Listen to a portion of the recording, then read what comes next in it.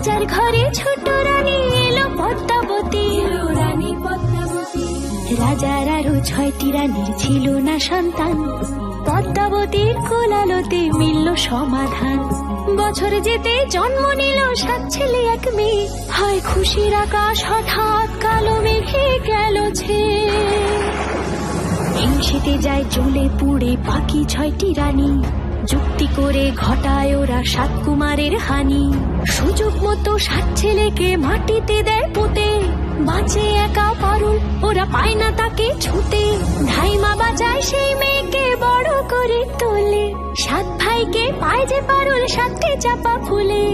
এত কিছুর পরেও রাজার বিপদ যে কাটে না, সূর্য নগরে সুখের সূর্য আর ওঠে না।